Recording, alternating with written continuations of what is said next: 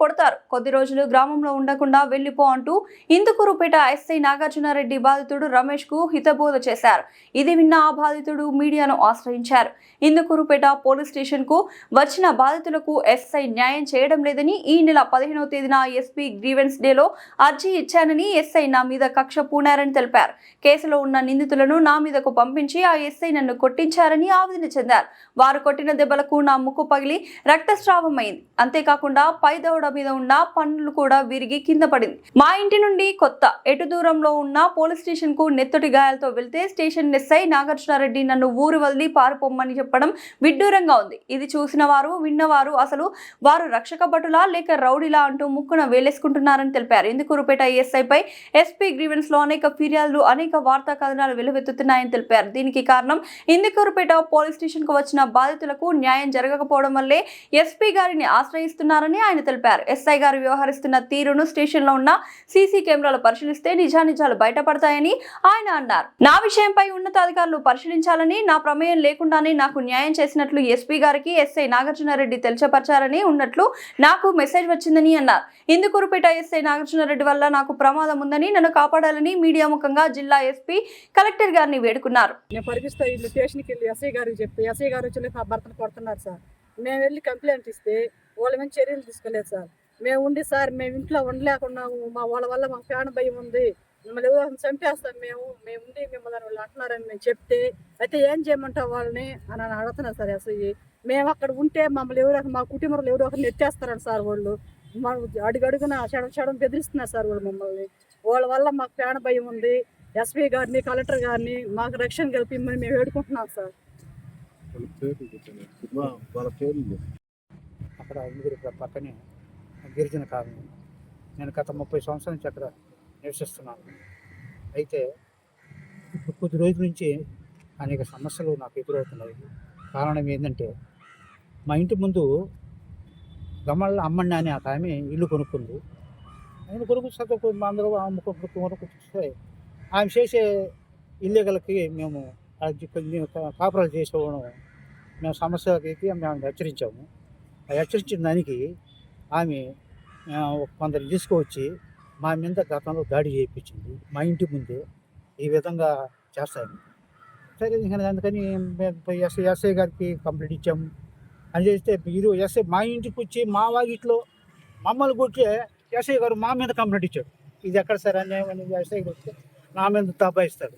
సరే దేవుడే ఉంటాడని చెప్పి ఇంకా లేకపోతే మా మీద ఈ విధంగా అన్యాయంగా కేసు కట్టాడు కాబట్టి చెప్పి నా బిడ్డ మీద చదువుకుని పిల్లోడు 10th క్లాస్ పిల్లోడి మీద కూడా కేసు కట్టాడు. అయినా కూడా సార్ ఏంటి సార్ నేను రిక్వెస్ట్ చేసి సార్ ఆ పిల్లోడిని వదిలి మా మీద ఎన్నో కేసులు పెట్టండి, పిల్లోడిని వదిలి సార్ ప్రాధాయపడితే కనికరించాల.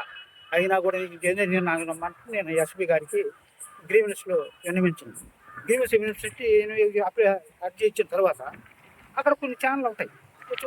మీ సమస్యను అడిగినప్పుడు నేను ఛానల్ వాళ్ళకి చెప్పిన దానికి అది మనసులో పెట్టుకొని ఈ ఎస్ఐ గారు నన్ను కొట్టిన వాళ్ళని ప్రేరేపించి మళ్ళీ నిన్న నా మీద దాడి చేయించాడు. కారణం ఏంటంటే, ఇక్కడ నేను ఛానల్కి ఇచ్చిన స్టేట్మెంట్ని వాళ్ళకి వినిపించి నాకు వినిపించి పలాంటి మీరు అతని మీద ఏం చేసుకుంటే మీ ఇష్టం, నేను దాన్ని మేనేజ్ చేస్తానని ఏం చెప్పుకుంటూ లోపని వాళ్ళకి ఒక పెద్ద రౌడీలు సార్ ఇళ్ళల్లో కూర్చి కొట్టేస్తున్నారు సార్. మమ్మల్ని మేము జీవించలేకపోతున్నాం సార్. ఇళ్ళల్లో కూర్చి కొడుతున్నారు. నా భార్యను కొట్టారు, నన్ను కొట్టారు, నా బిడ్డను కొట్టారు.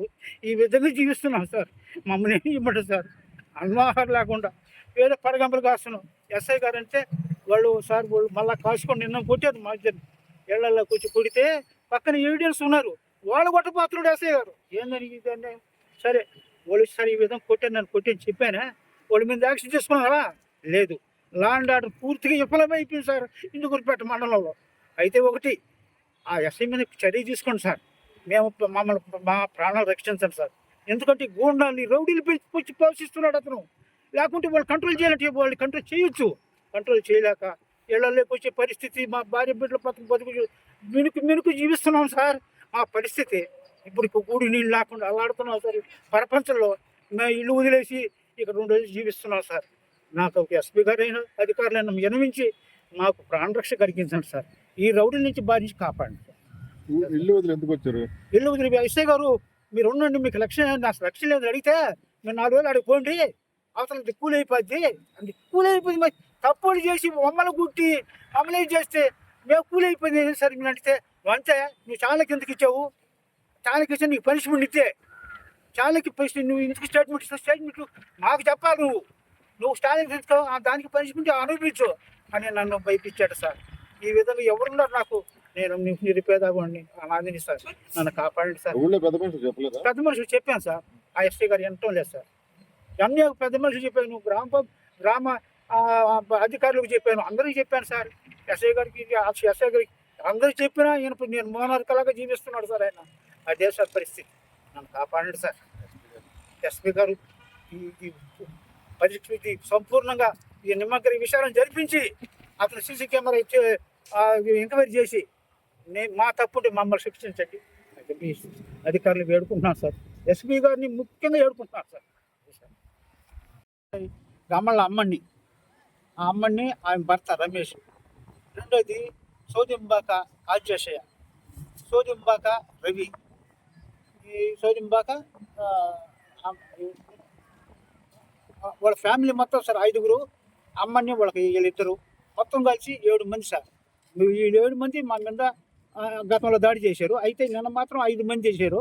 ఈ 5 మందిలో వీళ్ళు అనమాట రమేష్, అమ్మని, రెండోది సోదింబాక ఆచాశయ, ఆది సోదింబాక రవి, వాళ్ళ కూతురు శ్రావణి, వరలక్ష్మి, వీళ్ళు సార్ 5 మంది మా మీద దాడి.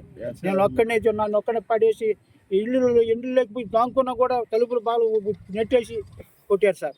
అయితే ప్రత్యక్ష పక్కింట్లోకి వెళ్ళిపోయినా సార్, ఆ ఇంటి ఆమెను కూడా నెట్టేసి ఆయన మంచం మీద వేసి కొట్టి నన్ను కొట్టారు సార్. అయితే ఆమె కూడా ముసలామె, వృద్ధురాలు, నా వయసు 78 సంవత్సరాలు, ఆ వయసు కనీసం 60-70 ఉంటుంది సార్. ఆమెను కొట్టారు సార్. అందులో ఎస్సీకి దళిత మహిళ, ఆమెని ప్రాణం పోతే ఎత్తి ఆమెని ఎస్ఐ గారు ఇచ్చిన తర్వాత ఆమెకి ధనం పెట్టి వేడుకుంటే ఆమెను కొట్టిపోతున్నాడు ఎస్ఐ. ఏమిది ఇవన్నీ? ఎస్ఐ పేరు Nagarjuna Reddy sir, Indukupeta SI sir. ఇది సార్ పరిస్థితి. లా అండ్ ఆర్డర్ పూర్తిగా విఫలమైంది. మమ్మల్ని రక్షించి మా ప్రాణాలు రక్షించండి సార్, అధికారులను వేడుకుంటున్నాను.